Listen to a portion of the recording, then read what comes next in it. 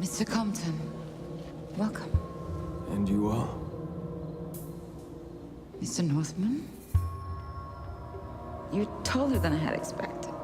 I get that a lot. In episode 2, you see them mysteriously brought in kind of an armored vehicle. They don't know where they're being taken. I don't even know if they know what the Vampire Authority is. They maybe heard about it, but they don't know where it is, they don't know what it is, they don't know who they're seeing. These people are new to them and very, very powerful, and they do know that. Well, the Authority is sort of the lion's den. It's the seat of all vampire power, and so we wanted to make the Authority feel imposing and mysterious and scary. We wanted it to really feel like the seat of government. It's almost like you're walking into the White House or the Duma. So it was very important to have a sense of authority is really the word. You want it to feel heavy and interesting. From the touchpad where they have to use their own blood and genetics to get in, to the oil painting of Roman, which is clearly hundreds of years old.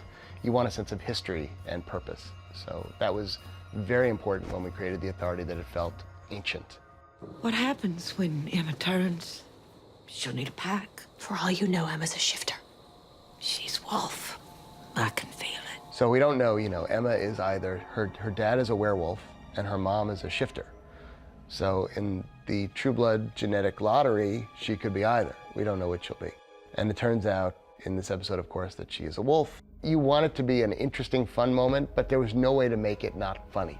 It's always going to be funny because you have a wolf puppy in a nightgown, for God's sake.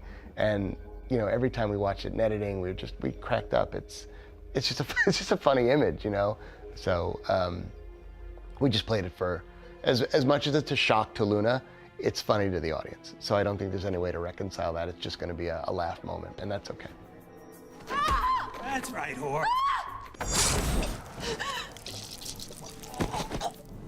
You're not afraid?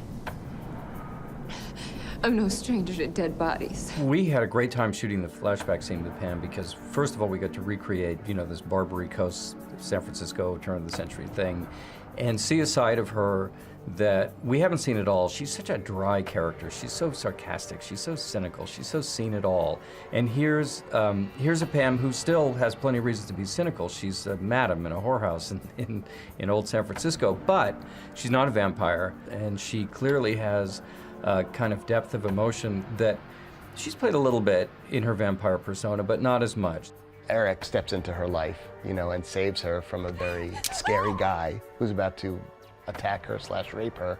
And it's Eric and Pam's first meeting. It's an iconic moment for them because obviously they have an amazing relationship that goes back 100 years now, basically. Them meeting for me it's sort of emotional. It's fun to watch two characters that you've gotten to know meet each other for the first time. It's a very, in a bizarre way, sweet thing. Even though she's covered with blood and he's licking it off his fingers, there's a tenderness to that scene, which I think is lovely and sort of bespeaks a lot, tells you a lot about the relationship.